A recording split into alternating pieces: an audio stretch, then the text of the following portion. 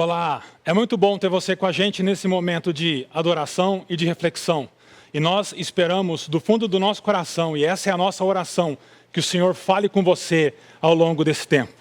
Nas últimas semanas, devido a um momento difícil em que temos vivido por causa da pandemia do novo coronavírus, a nossa comunidade tem refletido sobre o tema Vai Passar, conjugando esperança com perseverança.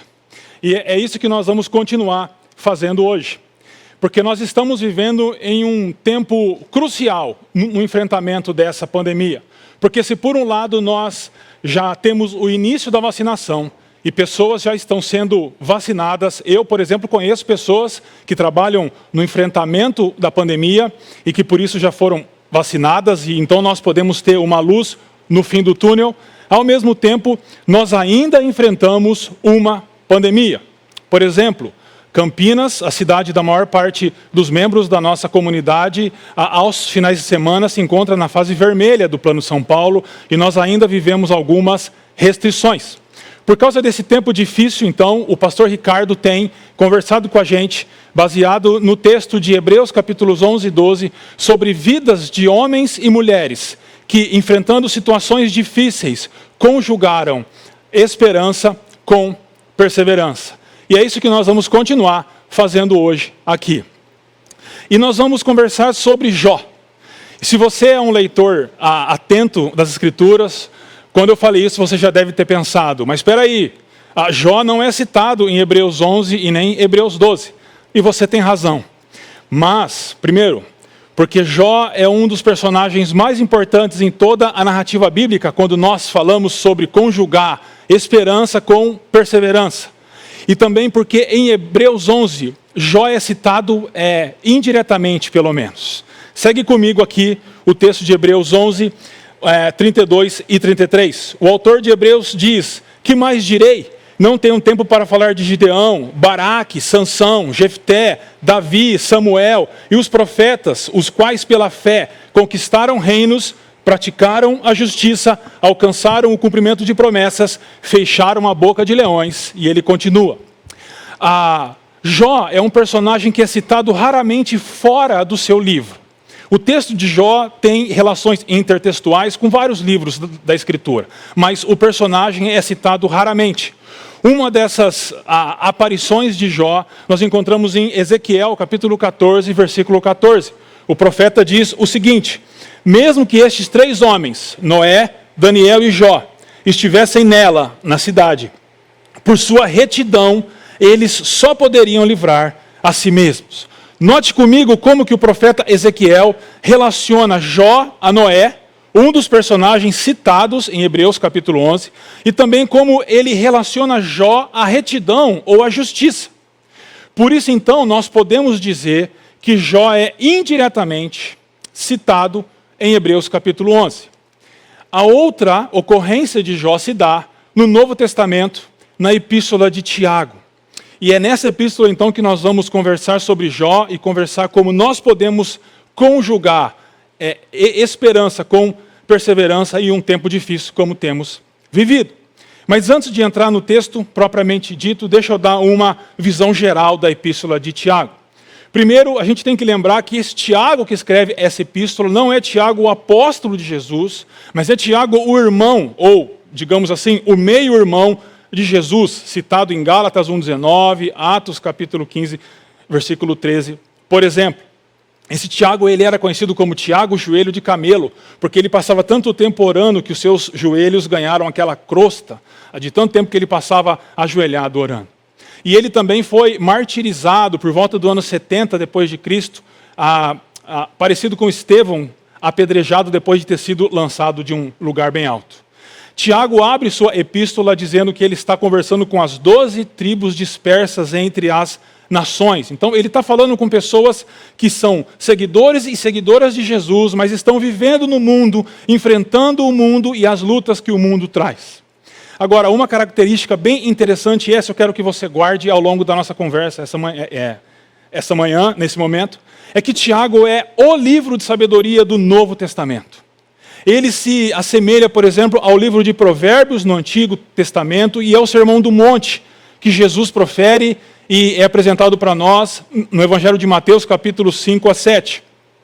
É por isso, então, que a estrutura de Tiago é diferente, por exemplo, das estruturas das cartas do apóstolo Paulo. O apóstolo Paulo vem argumentando numa sequência lógica.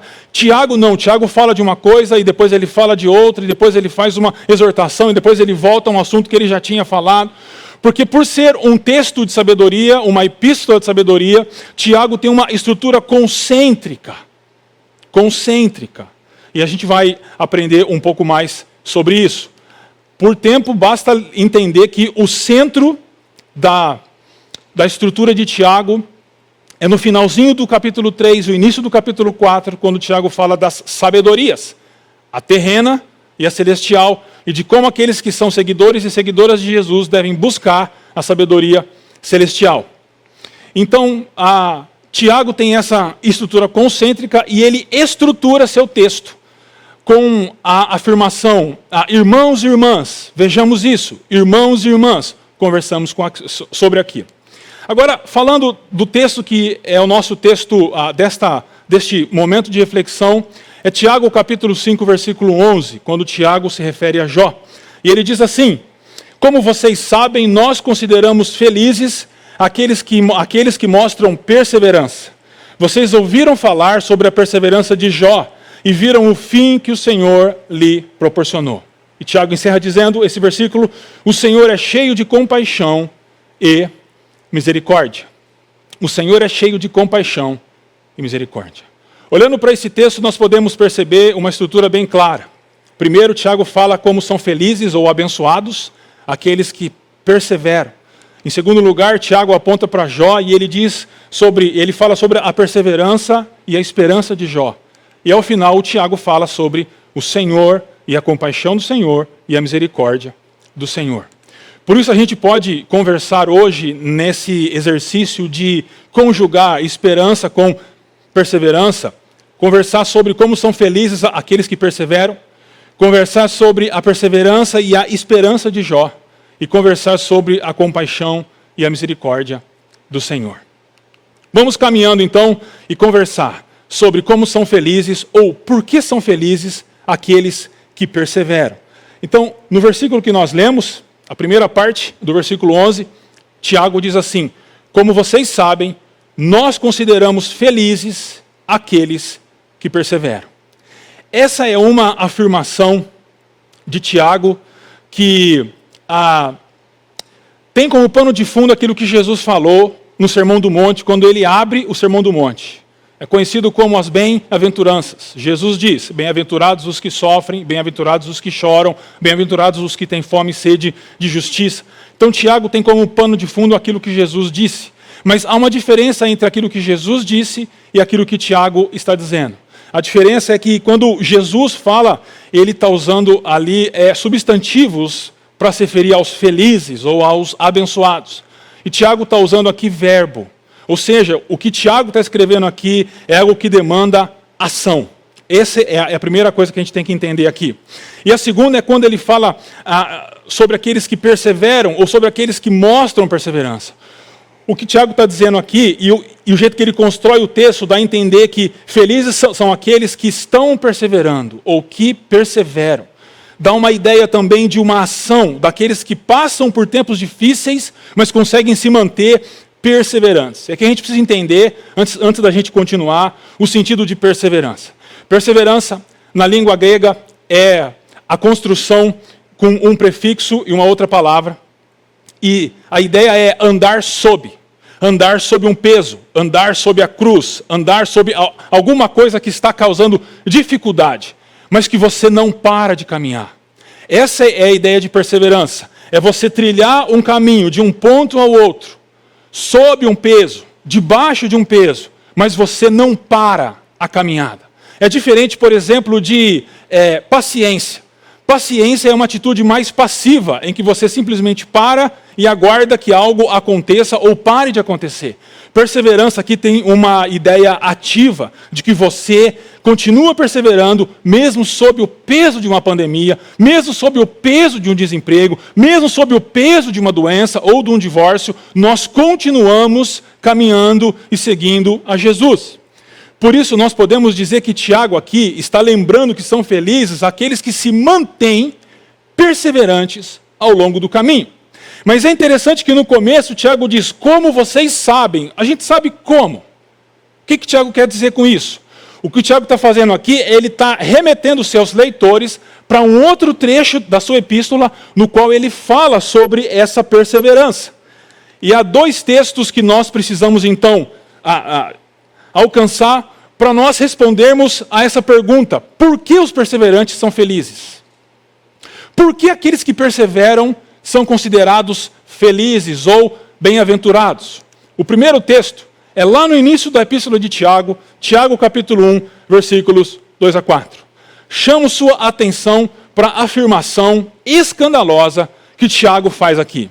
Ele diz assim, meus amados irmãos, olha aí como ele estrutura a epístola, considerem motivo de toda alegria, uma alegria completa, o fato de vocês passarem por diversas provações.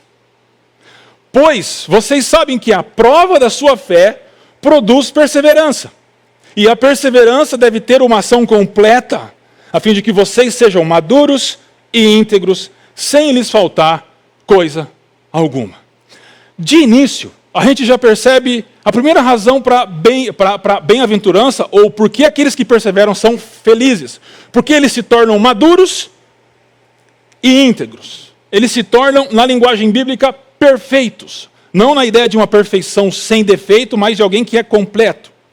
Mas a gente precisa lançar os olhos para esses primeiros versículos e entender que há dois desafios bem profundos aqui. Então a gente avança e vamos focar agora nos versículos 2 e 3. E eu chamo a sua atenção para dois verbos que acontecem aqui e que nos levam para o primeiro desafio. O primeiro é o verbo considere.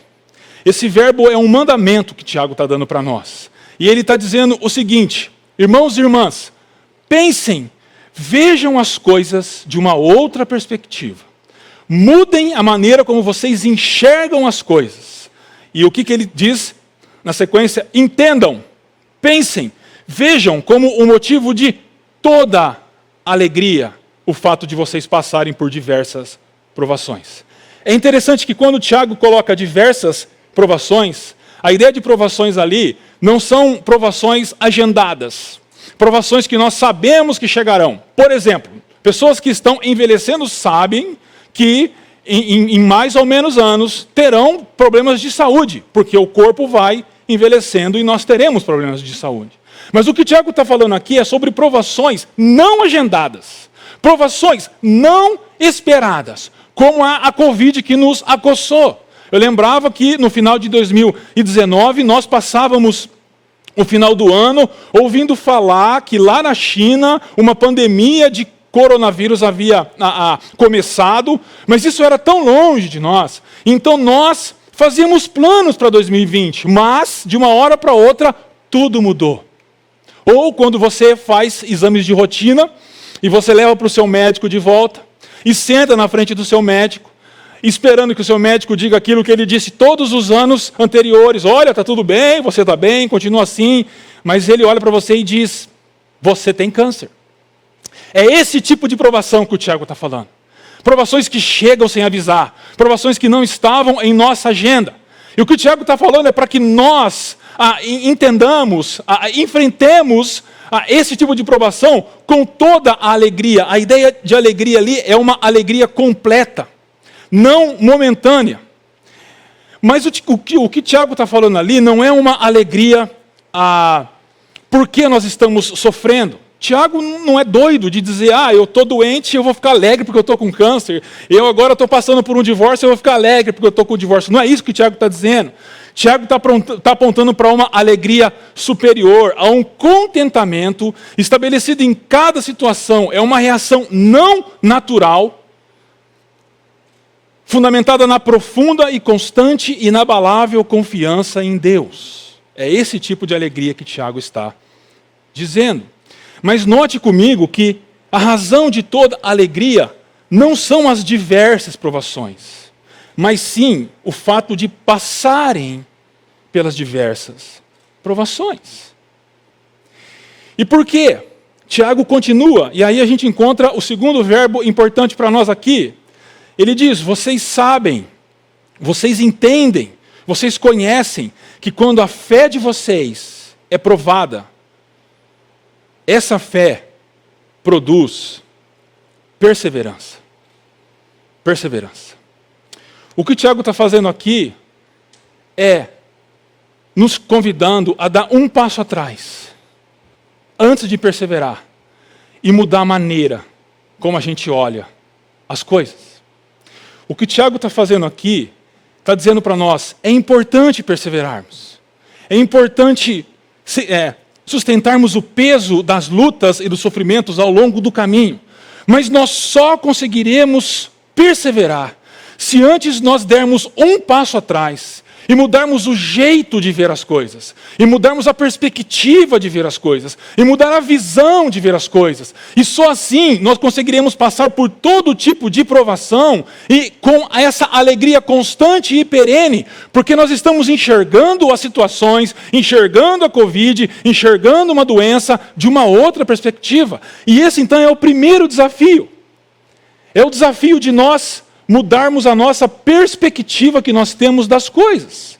E talvez é por isso que você esteja com dificuldade de perseverar em meio a essa pandemia. Porque a sua visão, você é míope espiritualmente dizendo. Você não consegue enxergar as coisas de uma outra perspectiva, ou da perspectiva que Deus enxerga as coisas. Mas aí você pode pensar assim, tá bom, Tiago, mas como que é possível passar por provações e ainda ser feliz? O apóstolo Pedro lança luz sobre isso. Em sua epístola, capítulo 1, versículos 6 e 7, ele diz assim: nisso vocês exultam, se alegram, ainda que agora, por um pouco de tempo, devem ser entristecidos por todo tipo de provação. Peraí, Pedro está dizendo Tiago, Pedro está brigando com Tiago. Vamos continuar. Assim acontece para que fique comprovado, o que o Tiago diz da fé, que a fé, ou seja, é a prova da fé que vocês têm, ele diz, é genuína e resultará em louvor, glória e honra quando Jesus Cristo for revelado. Mas Pedro aqui não está sendo diferente de Tiago. O que ele está dizendo é que nós devemos exultar nisso. O que é nisso? Se você ler o que vem antes, Pedro está falando sobre a salvação em Jesus e o que Deus está fazendo em nós. Embora por provações nós sejamos entristecidos. É isso que Tiago está falando. Tiago está dizendo, nós devemos ter toda a alegria ao passarmos por provações, porque nós enxergamos as coisas de uma outra perspectiva, da perspectiva daquilo que Deus está fazendo no mundo, da perspectiva daquilo que Deus está fazendo em nós. Em nós. Domingo passado, o pastor Ricardo falou sobre Moisés, e uma coisa me chamou muito a atenção com relação a essa mudança de perspectiva. Ele destacou como que os pais de Moisés conjugaram esperança com perseverança, e depois Moisés, por causa disso, conseguiu também conjugar.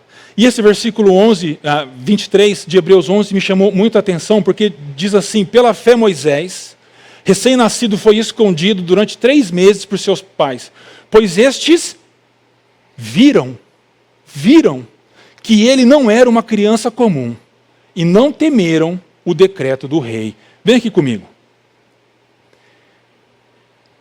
Eu tenho 2 filhos. Eles já foram pequenininhos, eles estão maiores. Na sexta-feira nós olhávamos vídeos antigos deles pequenos. Todo pai, toda mãe, olha para o seu filho e vê que ele não é uma criança comum. O seu filho é sempre mais bonito que o filho dos outros, mais inteligente. Agora, tirando a brincadeira, eu fiquei pensando o que fez com que os pais de Moisés olhassem para aquela criança e vissem nele que ele não era uma criança comum. Eu só tenho uma resposta para isso. É que eles conseguiram ver o que está além dos seus próprios olhos.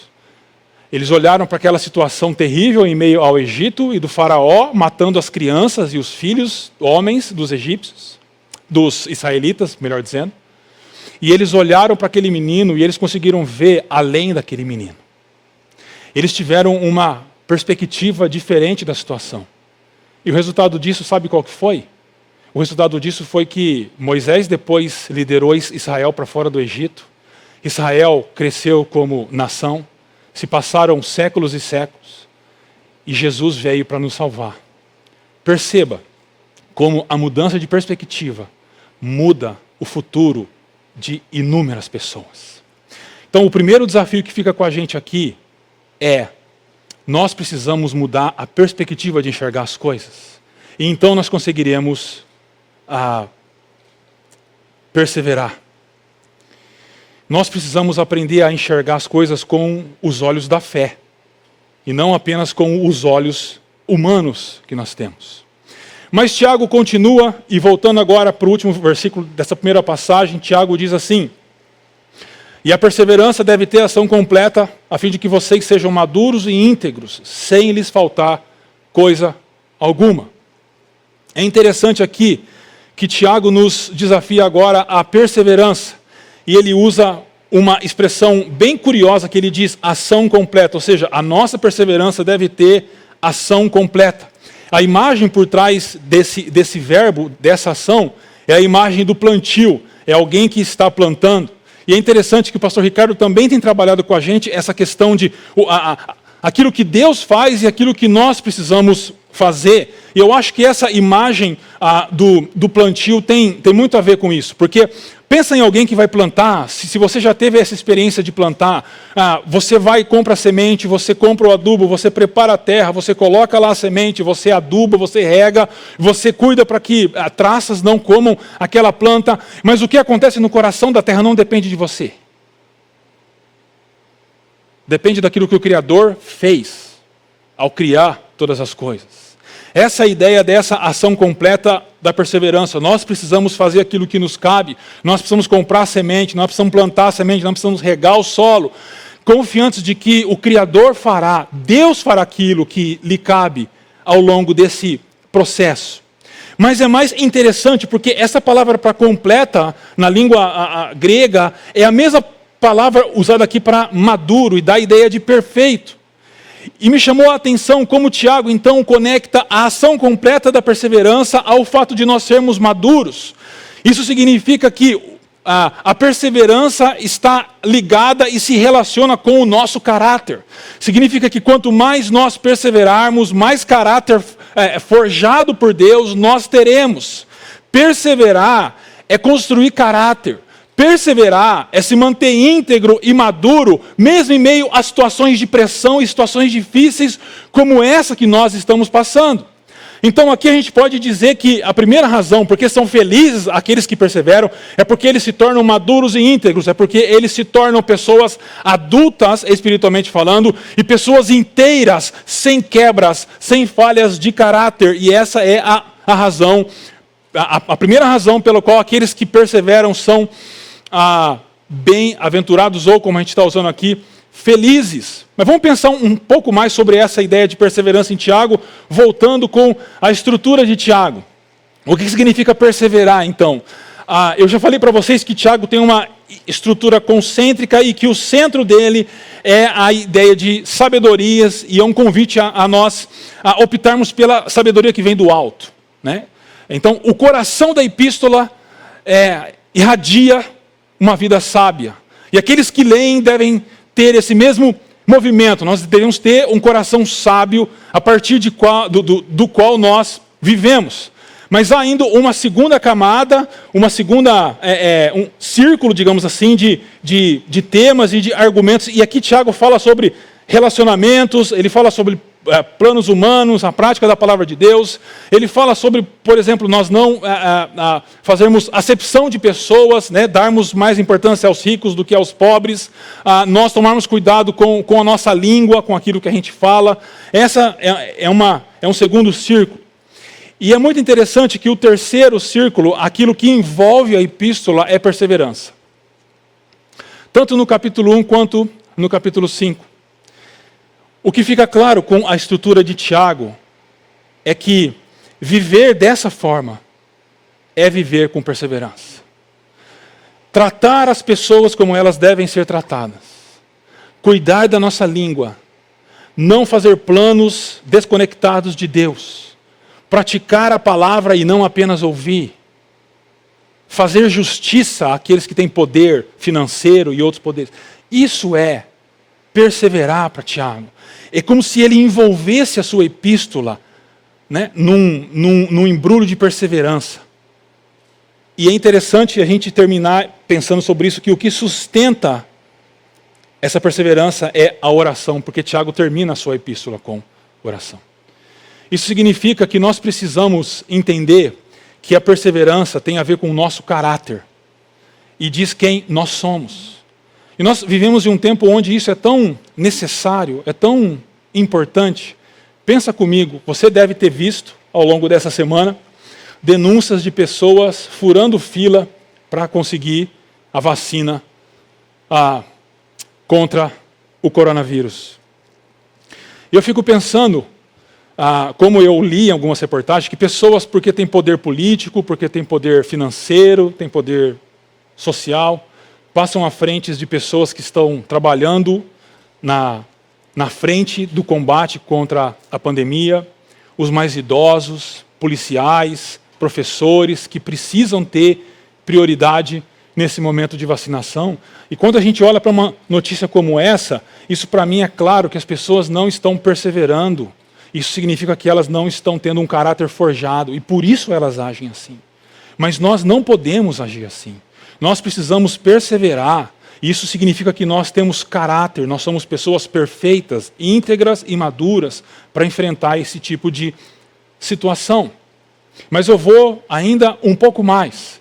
É interessante que essa palavra perfeita, que aparece relacionada à perseverança e aparece relacionada ao caráter, ela ocorre só mais uma vez na epístola de Tiago, em 3:2. Ele diz assim: todos tropeçamos de muitas maneiras. Se alguém tropeça no falar, tal pessoa é perfeita, sendo também capaz de dominar todo o seu corpo. Vamos fazer um exercício de trocar essa palavra falar por postar. Postar.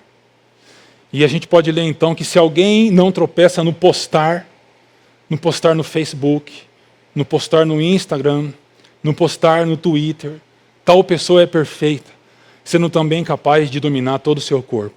Por que eu quero pensar com você sobre isso? Porque as redes sociais viraram um campo de guerra. Na última série, pregada aqui em nossa comunidade, os pastores que pregaram abordaram como Jesus teria interação com as redes e como nós, como discípulos e discípulas de Jesus, também devemos ter. Mas eu vou um pouco mais além. A maneira como você se relaciona com as redes mostra se você está perseverando ou não e mostra o seu caráter.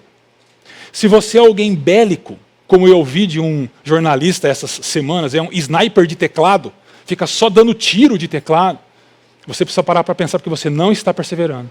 Você não está enxergando as coisas do lugar certo. E isso tem comprometido o seu caráter e a sua construção como um discípulo ou uma discípula de Jesus. E é interessante que o apóstolo Paulo também faz essa relação entre tribulação, perseverança, caráter aprovado, ele conecta com esperança. Então ele diz, também nos gloriamos nas tribulações, porque sabemos que a tribulação produz perseverança, e a perseverança um caráter aprovado, e o caráter aprovado é esperança. Note então que tanto Tiago, quanto Pedro, quanto Paulo relacionam tribulação com perseverança e com caráter aprovado. Mas também Paulo cita aqui esperança, e aí a gente chega na segunda razão pela qual são felizes aqueles que perseveram. Versículo 11 do capítulo 1, o Tiago diz o seguinte, feliz, é a mesma palavra, é a pessoa que persevera na aprovação, mesma palavra lá dos primeiros versículos do capítulo. Porque depois de aprovada, mesma palavra do versículo 3, fé aprovada, receberá a coroa da vida que Deus prometeu aos que o amam. Então aqui há a razão clara de porquê, a segunda razão clara de porquê aqueles que perseveram são felizes, porque eles recebem a coroa da vida. Coroa da vida é o símbolo no Novo Testamento para salvação ou vida eterna. Essa é a ideia de coroa da vida. E ele destaca então o ato de perseverar, mas eu quero chamar a sua atenção para esse versículo que Tiago poderia ter terminado, esse versículo aqui, ó. E receberá a coroa da vida. Ponto. Essa é a segunda razão que faz daqueles que perseveram bem-aventurados ou felizes. Mas ele continua dizendo que Deus prometeu aos que o amam. Na estrutura que Tiago constrói esse versículo e nas relações verbais, a ação está aqui, perseverar, e aqui, o amam. E o amam aqui tem a ideia de um processo, aqueles que amam e continuam amando a Deus. Por isso, embora a segunda razão que faz daqueles que perseveram felizes seja a coroa da vida, a vida eterna, Tiago estende um pouco mais, Tiago alarga um pouco o seu argumento, dizendo que, na verdade, a razão última para as pessoas perseverarem não é a coroa da vida, mas é aquele que entrega a coroa da vida. É aquele que nos dará a coroa da vida. A coroa da vida é a vida eterna, mas mais importante que a coroa da vida é aquele que nos entrega a coroa da vida, como, por exemplo, nós ouvimos já a respeito de Hebreus capítulo 12, que diz: corramos a corrida que nós temos proposta, não para chegar e receber a coroa da vida, mas porque Jesus está lá, e nós devemos ter os olhos fixos em Jesus, que é o autor e consumador da nossa fé, porque encontrar Jesus é a razão de completarmos a corrida. Eu lembro que eu tive a oportunidade de conhecer o estádio olímpico de Atenas, onde surgiram os Jogos Olímpicos, e ali a pista de corrida é linda, e eu fiquei imaginando as pessoas correndo lá, disputando aqueles jogos para conquistar essa coroa da vitória, né, que é aquela coroa daqueles que venciam essas corridas. Mas eu fiquei imaginando que para nós, que somos seguidores e seguidoras de Jesus, a maior motivação para perseverarmos e para cumprirmos a carreira não é a coroa da vida, mas é aquele que nos dará a coroa da vida. É isso que Tiago está dizendo aqui. Por quê? Porque o amor produz perseverança. O amor produz perseverança. A esperança, então, última, não está na coroa da vida, mas está no Deus que nós amamos. Pensando sobre isso, eu lembrei de uma história dos evangelhos. Esse é um quadro do Hoffman, conhecido como aquela história de Jesus e o jovem rico, né? Mas o homem não era um jovem, ele era um rico. E aí eu fui chamado para essa história, e eu li essa história nos 3 evangelhos sinóticos que nós temos, né? Evangelhos sinóticos são Mateus, Marcos e Lucas. Embora esse encontro não fale a princípio de perseverança, ele mostra algumas coisas para nós. É interessante que, se você ler Lucas 18, 22, Lucas narra que Jesus disse assim: falta-lhe ainda uma coisa. Lá no versículo 4 de Tiago 1, ele diz assim: para que vocês sejam perfeitos, para que nada falte. É a mesma palavra que ele diz aqui agora, mas a ideia é de que está faltando alguma coisa na vida desse homem que aborda Jesus. Quando você lê em Mateus, Jesus, ele diz assim: se você quer ser perfeito, a mesma palavra para perfeito que a gente trabalhou aqui, Mateus traz também.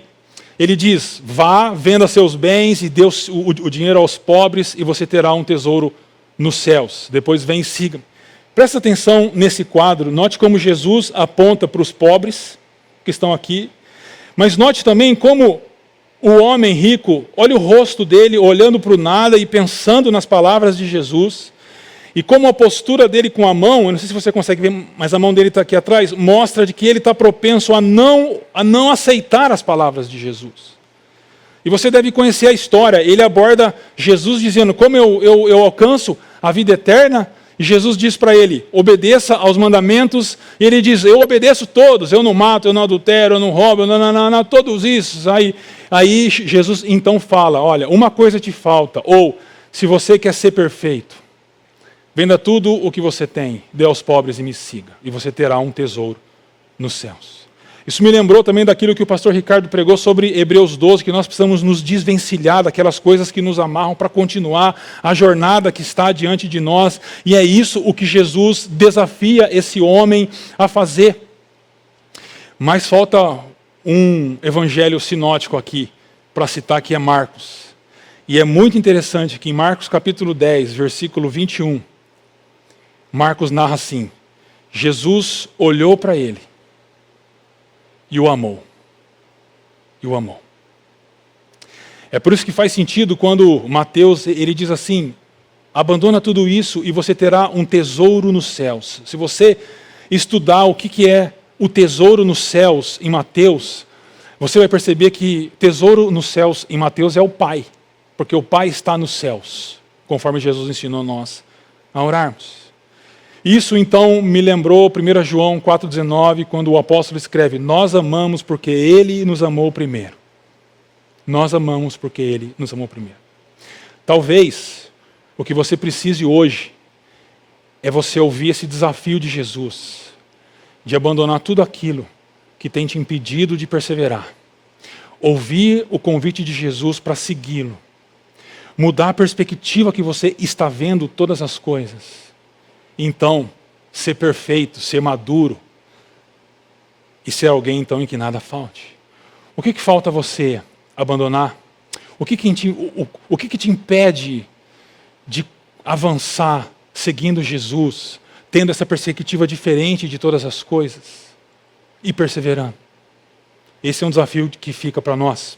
Por isso a gente pode encerrar essa primeira parte dizendo que o primeiro desafio então é divisão. Nós precisamos dar um passo atrás, enxergarmos as coisas de uma outra perspectiva, enxergarmos as coisas de uma perspectiva mais abrangente, maior, da perspectiva da visão daquilo que Deus está fazendo no mundo. O segundo é, mudando essa perspectiva, nós caminharemos para perseverar de maneira correta, de maneira madura. E essa perseverança vai nos levar à esperança. Mas não a esperança no lugar certo, mas a esperança na pessoa certa.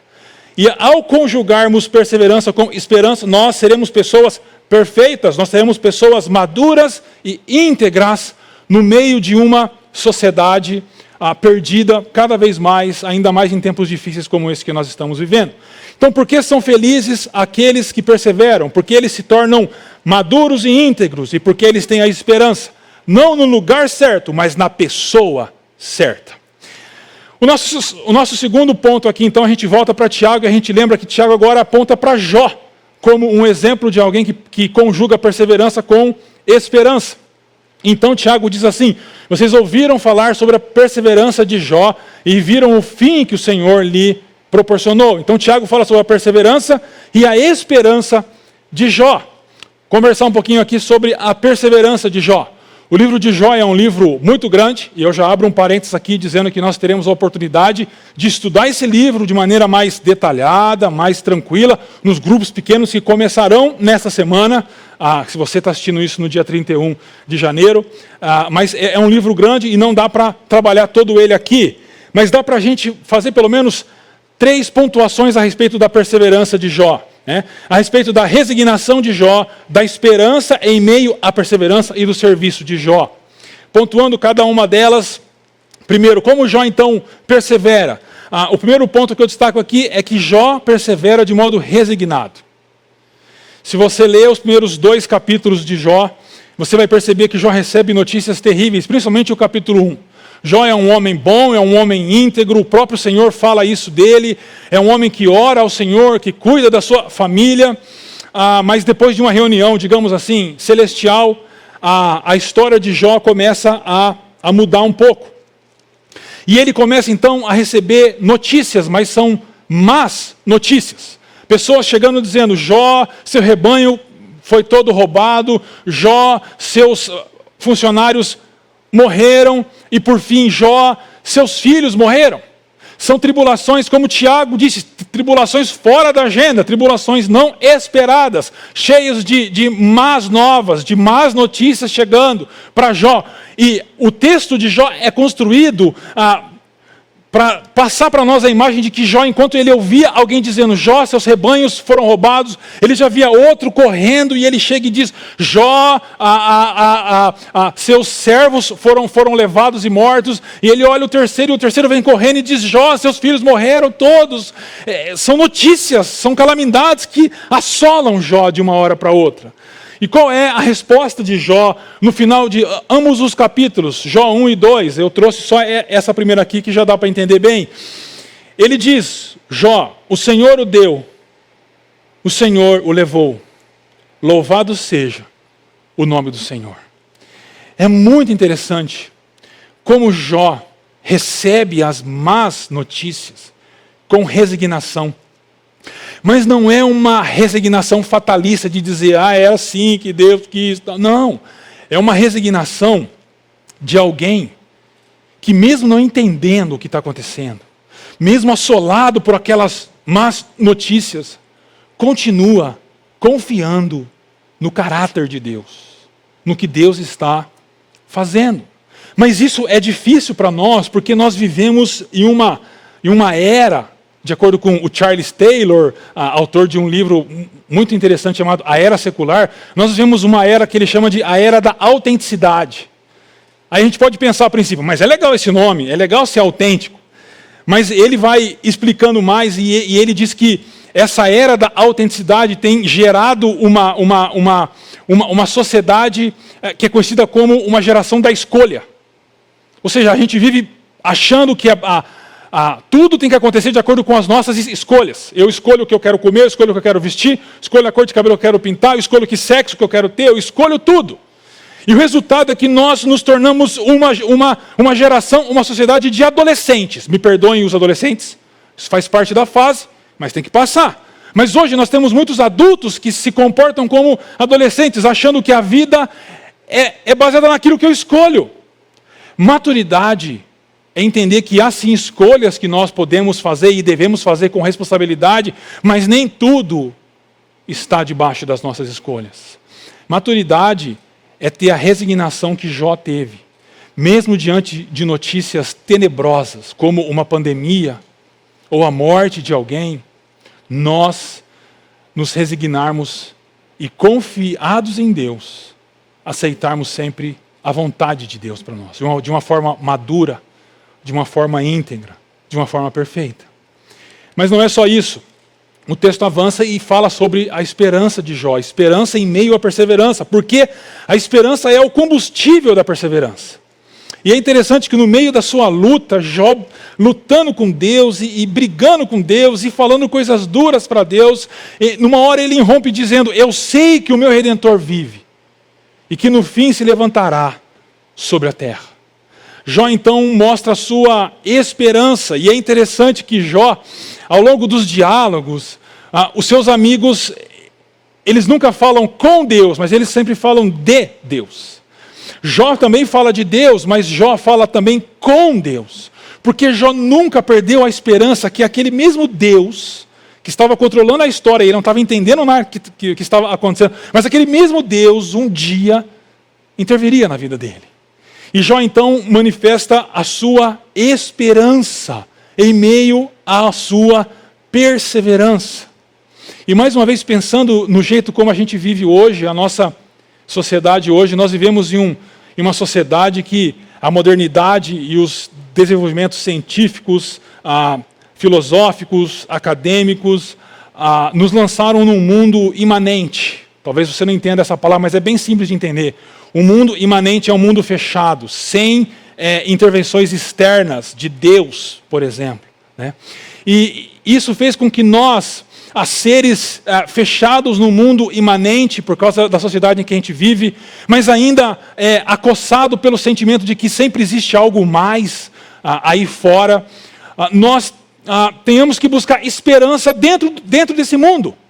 Dentro das coisas desse mundo. É por isso que muita gente, então, deposita sua esperança em partidos políticos, em ideologias ou em pessoas, né? Ou na própria vacina, que é algo bom e que deve vir, mas as nossas esperanças últimas não devem estar nelas. Mas então, o que Jó mostra para nós é que a nossa esperança deve estar além desse mundo. Deve estar além desse mundo fechado, imanente, mas nossa esperança é transcendente, é num Deus que age na história. E a ação máxima desse Deus se dá na pessoa de Jesus, quando o Deus se fez carne e habitou entre nós. E é nesse Redentor que nós devemos colocar a nossa esperança em meio à perseverança.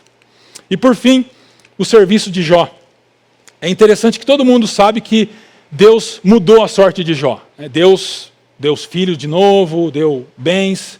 Mas pouca gente percebe que Jó orou por seus amigos, e que amigos, antes de Deus mudar a situação de Jó. O texto diz, depois que Jó orou por seus amigos, o Senhor o tornou novamente próspero. É interessante como Jó persevera servindo aqueles que o acusaram ao longo de todo o tempo. E é interessante que comentários judaicos, rabínicos do século II, I antes de Cristo, dizem que a aprovação de Jó, ela durou muito tempo. Ela durou anos. Mas Jó orou por aqueles que ao longo de todo esse tempo o acusaram de pecados que ele não tinha cometido. E é interessante também porque nós vivemos na era do self, na era do eu. E por isso nós somos conhecidos como uma sociedade de consumo. Uma sociedade formada por consumidores que devem ser servidos o tempo todo. Ainda mais quando a gente está sofrendo. Quando a gente está sofrendo, nós somos a última bolacha do pacote. Todo mundo tem que olhar para mim, todo mundo tem que se preocupar comigo, todo mundo tem que me dar atenção. É assim que nós pensamos. Mas o que esse texto mostra é que Jó, mesmo em meio ao seu flagelo e toda a sua dor, serviu os seus amigos e orou por seus amigos. Por quê? Porque ele estava perseverando. Pessoas que perseveram são pessoas que mesmo em meio à dor e ao sofrimento continuam servindo outras pessoas. Mas o resultado é porque pessoas não fazem isso, talvez esse seja realmente um resultado esperado ao final da pandemia. Esse estudioso, sociólogo, Nicholas Christakis, diz que depois da pandemia poderemos ter um período de libertinagem sexual e gastança desenfreada. Eu acredito nisso porque a nossa sociedade é uma sociedade da escolha imanente e do self. Pessoas que não perseveram e elas estão doidas para poderem fazer isso.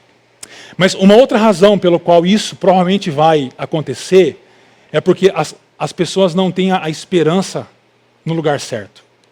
E eu termino então falando sobre a esperança de Jó. Tiago diz, e vocês viram o fim que o Senhor lhe proporcionou. Há uma discussão em qual é o fim que Deus proporcionou a Jó. É no 42, capítulo 42, de 1 a 6, que Jó tem uma fala de que ele pode agora ver Deus, ou é no final desse capítulo, a partir do versículo 10 até o versículo 16, quando Deus restitui tudo a Jó.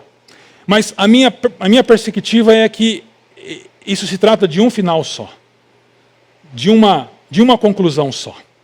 E vamos trabalhar assim então. Primeiro, o início do capítulo 42.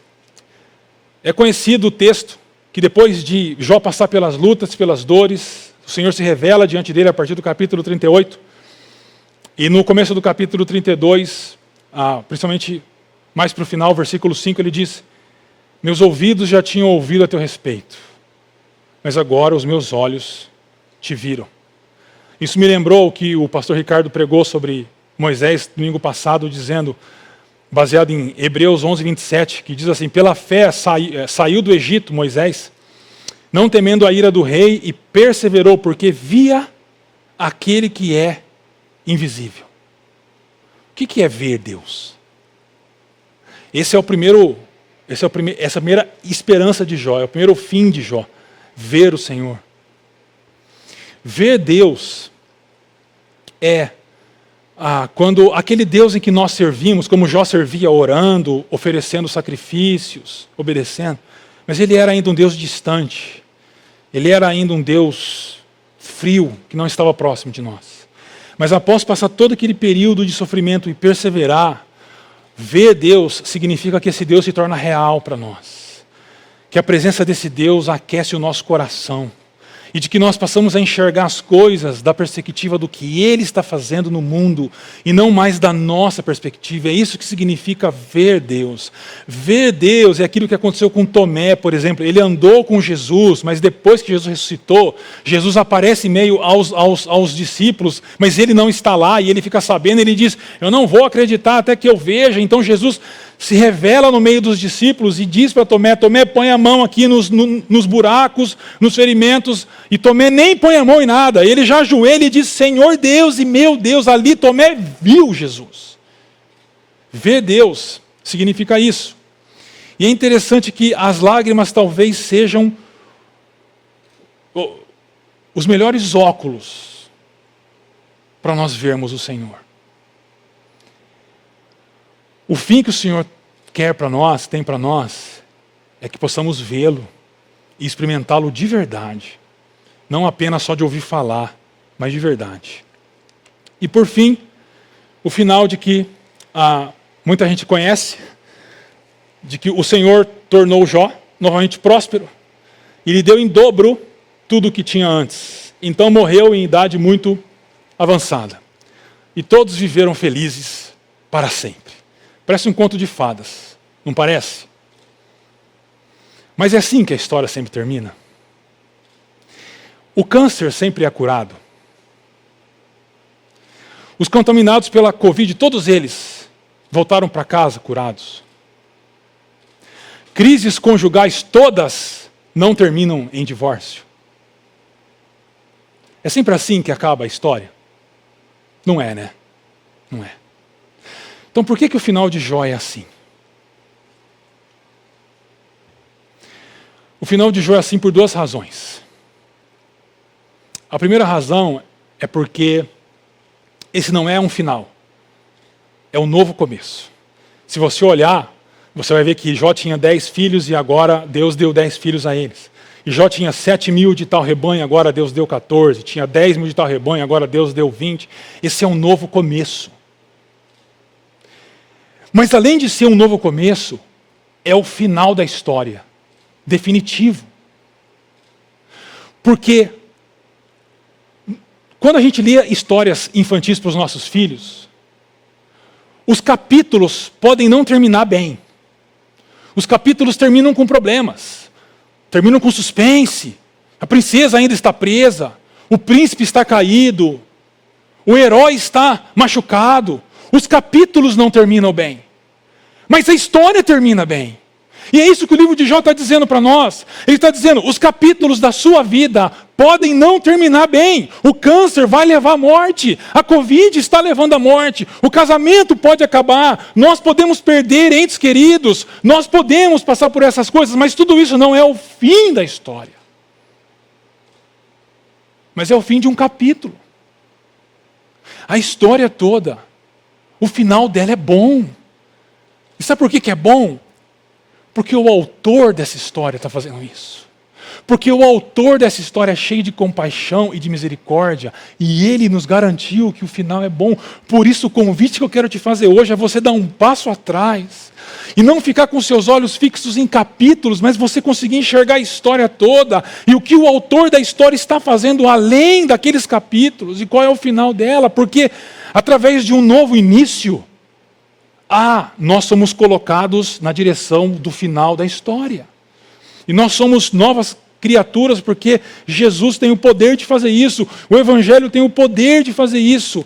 E o final é feliz porque Deus, o Senhor diz em Apocalipse 21, 4 e 5, Ele, Deus, enxugará dos seus olhos toda lágrima.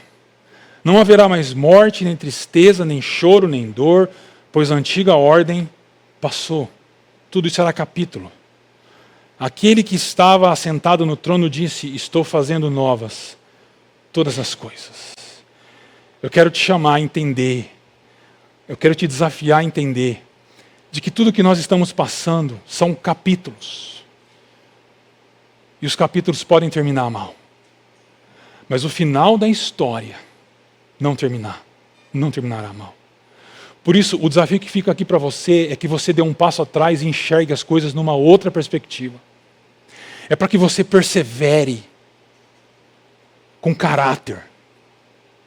E para que você coloque a sua esperança, não no lugar certo, mas na pessoa certa. Eu quero terminar mostrando um quadro. Esse quadro demorou 2 anos para ser pintado. Ele foi pintado entre 1808 e 1810. É um quadro do pintor Caspar David Friedrich. E o nome desse quadro é Monk by the Sea. Monge à beira-mar seria. E esse é um quadro interessante, porque se você olha para esse quadro, você é chamado a atenção para essa faixa mais escura debaixo dele aqui, que é o mar. Há uma faixa de areia, o mar, uma conexão do mar com o céu e o céu maior. E é interessante aqui que o mar parece um abismo, né? E ele é profundo e escuro, e o tom dá essa ideia, e distancia o mar do azul, do céu, da tela. E diante desse cenário, o monge, ou o seguidora de Jesus, quase some, porque ele não é desse mundo, e é por isso que ele é deslocado do centro da tela. Se você olha para a tela, você é chamado para cá, para o centro da tela, onde encontra o escuro com o claro, e você é chamado então para o abismo. É isso que esse jogo de cores faz. Mas quando você presta atenção nesse monge, e você percebe que ele está olhando para o alto, e para algumas gaivotas que estão voando por aqui, você é levado por ele a enxergar numa outra perspectiva. Você é tirado daqui, da escuridão e do abismo, e os seus olhos são conduzidos para cá. Esse é o convite que a palavra de Deus faz para você hoje. Você tire seus olhos da escuridão e lance seus olhos aos céus. A partir disso você conseguirá perseverar. E você depositará a sua esperança, não no lugar certo, mas na pessoa certa. Na pessoa certa. Porque, parafraseando Fernando Pessoa, todo desespero se apequena quando a alma não é pequena. Todo desespero se apequena quando a alma não é pequena. Concluo dizendo então que perseverança dos felizes, a razão dela é a maturidade e a integridade, e de Jó é a resignação, a esperança e o serviço.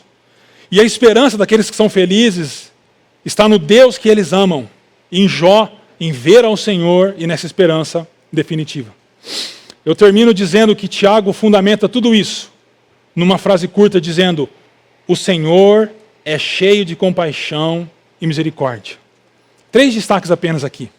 O Senhor está falando do Pai. No contexto a gente entende que ele está falando do Pai. E há 2 características do Senhor aqui. Primeiro, cheia de compaixão. Essa é uma palavra que ocorre só aqui no Novo Testamento. E dá a ideia de que Deus ele é cheio de afeições. É um Deus que não é um Deus frio, não é um Deus distante, mas é um Deus que ama, é um Deus que perdoa, é um Deus cheio de bondade, de generosidade, é um Deus cheio de sentimentos bons. E aponta para a atitude. Esse Deus cheio de sentimentos bons é um Deus que nos trata com misericórdia. E é interessante que essa palavra só ocorre desse jeito no Novo Testamento mais uma vez, em Lucas 6,36, relacionada a como Deus é o nosso Pai e nos trata como Pai. Então o que Tiago está dizendo aqui é que Deus nos trata com misericórdia como Pai. Um pai trata seus filhos e suas filhas. Por isso então Tiago encerra este versículo dizendo para nós que, convidando a cada um de nós, pessoas que talvez tenham falhado em perseverar, que perderam a visão correta das coisas, e que por isso estão desesperadas. Tiago está nos convidando nesse momento a corrermos para o braço desse Pai, que é cheio de compaixão e que nos tratará como filhos e filhas. Resumindo, Tiago está nos chamando a confiar no Senhor. Por isso, eu encerro esse nosso tempo de reflexão da palavra de Deus com 3 desafios para refletirmos e praticarmos. Um tema muito comum em Tiago é: pratique a palavra de Deus. Não apenas ouça, mas põe em prática isso. Isso é sábio. Isso é perseverar. Então põe em prática tudo aquilo que o Senhor tem te ensinado, ensinou hoje, ensinou nas últimas semanas e continuará ensinando nas próximas semanas. Tem esse passo de fé e põe em prática essas coisas. Não seja apenas um ouvinte, mas um praticante da palavra. Em segundo lugar, os nossos grupos pequenos começarão essa semana. Participe de um grupo pequeno, se engaje num grupo pequeno, compartilhe a vida com aquelas pessoas que estão lá, orem juntos. Faça isso porque isso vai te ajudar a enxergar as coisas de uma outra perspectiva e vai te ajudar a perseverar e vai te ajudar a colocar esperança não no lugar certo, mas na pessoa certa. E por fim, como eu falei agora, eu convido você a simplesmente confiar no Pai.